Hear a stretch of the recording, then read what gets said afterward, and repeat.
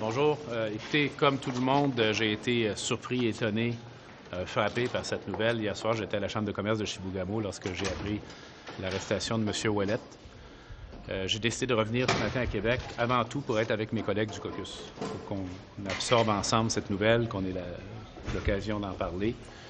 Et bien sûr, il y a peu de choses qu'on connaît de plus que ce que vous avez dans les médias. M. Ouellet a annoncé son retrait du caucus jusqu'aux prochaines décisions. Puis je comprends qu'il y a d'autres démarches qui vont suivre, mais je n'ai pas plus de précision que la majorité des personnes ici sur ces événements-là, bien sûr. Monsieur le Premier ministre, qu'est-ce qu'il vous a dit? Non, moi, je n'ai pas parlé à M. Ouellet. Il a parlé à mon chef de cabinet tard hier soir et à la présidente du caucus, Mme Roti-Roti, pour annoncer sa décision. Qu'est-ce qu'il vous a dit, Mme Roti-Roti? Qu'est-ce qu'il vous a dit? Il nous a dit qu'il se retirait du caucus de l'art parlementaire. Il demande pour quelle raison? L'avez-vous senti sous le choc? Bien, je pense que oui, il était un peu ébranlé comme nous tous, là. Oui. Ouais, tout le monde est Pourquoi il se retirait? Pardon? Est-ce que vous expliquez pourquoi il se retirait?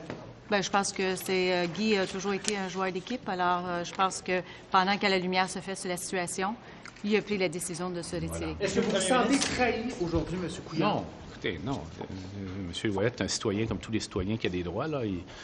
Il a devant lui, bien sûr, des démarches qui vont survenir. J'ai compris qu'il y aurait une décision de la part du DPCP d'entreprendre des poursuites ou non. C'est tout ce que je sais. C'était la bonne chose à faire de se retirer temporairement? Moi, je crois que c'était la bonne chose à faire. Quelles conditions devraient être réunies pour que M. Ouellet réintègre votre caucus? Excusez-moi. Quelles conditions devraient être réunies pour que M. Ouellet réintègre votre caucus? Bien, regardez, on est déjà dans l'attente d'une décision, apparemment, des procureurs de savoir si oui ou non il y aura des poursuites. Alors, c'est la première étape. Puis je pense qu'on n'est pas proche de cette étape-là, d'après ce que je comprends.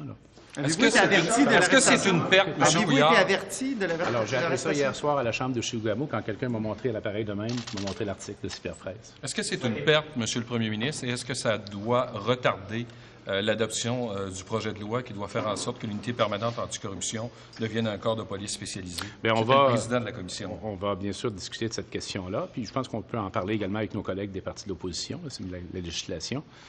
Je pense que les motifs du projet de loi demeurent, à mon avis, solides, là, à plusieurs égards, mais on va certainement vouloir en discuter. M. Ouellet, est-ce que son avenir politique est compromis, M. Couillard? Est-ce que ça déstabilise le gouvernement, l'arrestation d'un député en fonction? Ça nous surprend, ça nous attriste, mais ça ne nous fait pas dévier du plan. Le plan, comme vous savez, il est clair, et le plan est en application. Est-ce que son avenir politique est compromis, M. Couillard? On est actuellement, la seule chose à dire, c'est que c'est retiré du caucus. Est-ce que c'est un choc pour le gouvernement? Bien, c'est un choc pour tout le monde. Je pense pour l'ensemble de la députation. Je pense même pour les partis d'opposition. Je pense même pour les médias, si j'en juge par votre réaction ce matin. Tout le monde est sous le choc.